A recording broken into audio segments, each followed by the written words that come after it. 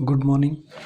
आज की इस वीडियो में हम एक नए चैप्टर यानी समांतर श्रेणियों या श्रेणियाँ जिसको बोलते हैं अर्थमेटिक प्रोग्रेशंस, एपी शॉर्ट में हम इसको बोलते हैं एपी, यानी समांतर श्रेणी को हम शॉर्ट में क्या बोलेंगे, एपी, अर्थमेटिक प्रोग्रेशन।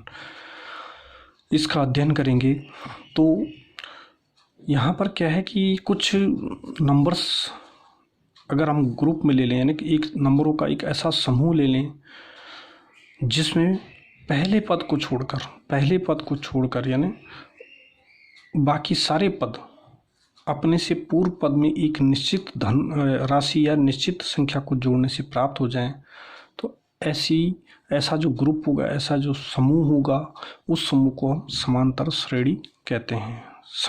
समांतर श्रेणी का मतलब होता है समान अंतर वाले।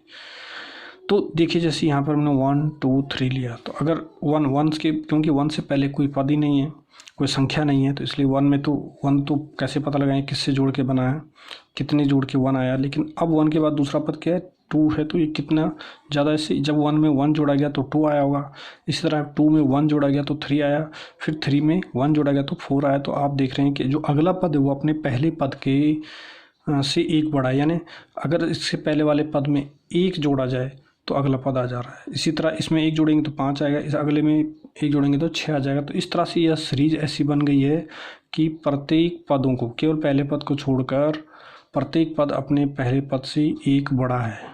कितना बड़ा है? एक बड़ा। इसलिए इस श्रेणी को ही हम क्या बोलते हैं, समांतर श्रेणी बोलते हैं। क्या बोलते हैं?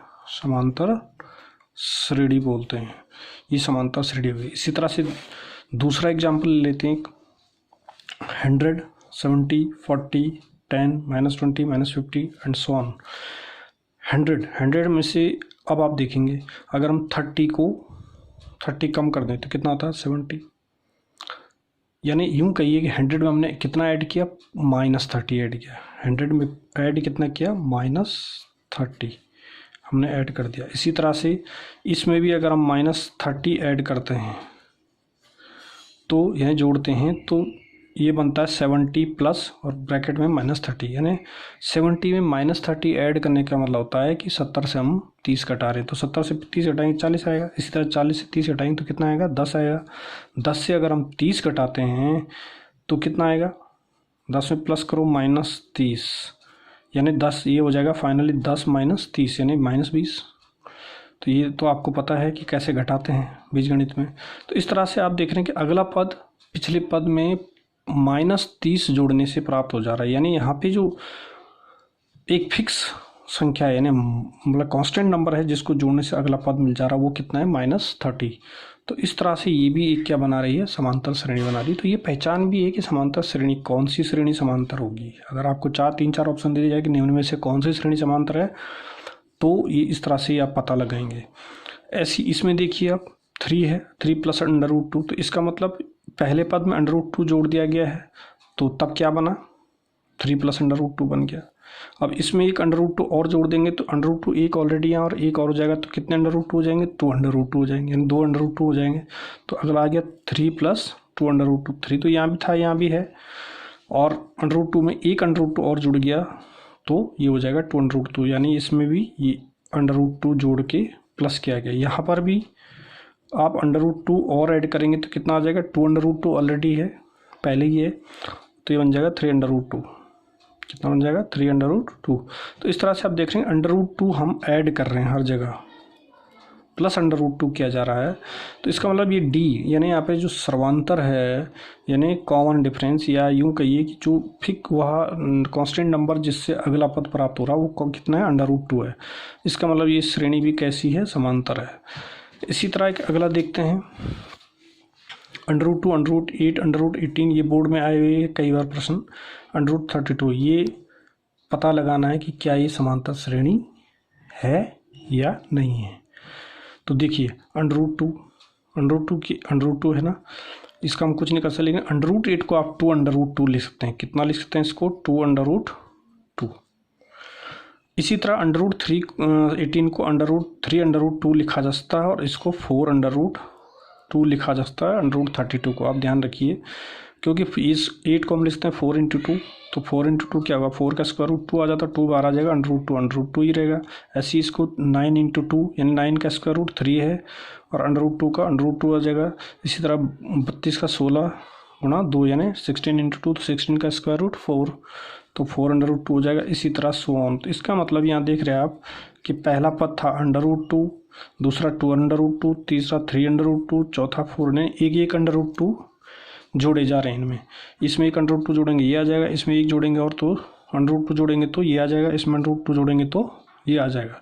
इस तरह से आपको श्रेणी मिल रही है। तो इसका मतलब ये भी क्या है, एपी है, यानी समांतर श्रेणी है। क्या है, एपी। तो इस तरह से आपने थोड़ा सा अपने दिमाग में इमेज बना ली होगी कि अगर कोई पहली संख्या आपके पास है जैसे कि ए है और उसमें आप एक फिक्स नंबर डी हर पद में जोड़ते जाएं तो एक जो श्रेणी बनेगी वो क्या बनेगी, समांतर श्रेणी। तो यहाँ पर हमने जनरलाइज किया इसको, यानी एक सामान्य नॉर्मल तौर पर एक कॉमन रूप से आपको दिखाने के लिए कि ईपी कैसे होती है।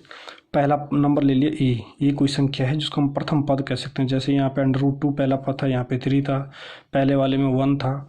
तो इस तरह से आप देखिए तो ये प्लस हो जाएगा, तो ये हो जाएगा ए प्लस डी, क्योंकि डी अब ऐड करें, फिर इसमें एक डी और ऐड करेंगे तो 2D हो जाएगा, तो ए प्लस 2D अगला पद आएगा।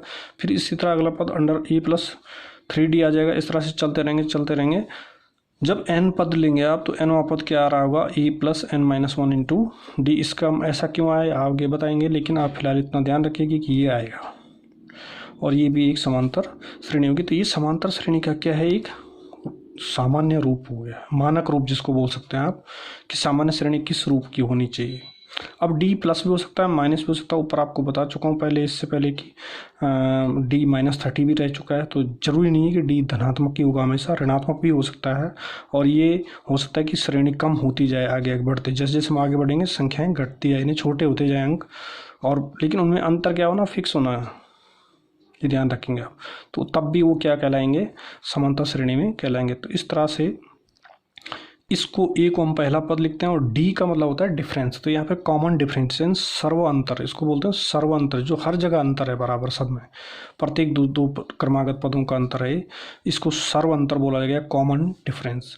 तो इस तरह से बच्चों आज आप इसको थोड़ा सा देख लीजिएगा इस वीडियो में को देखने के बाद, और पढ़ लीजिएगा थोड़ा किताब से कि क्या होती है।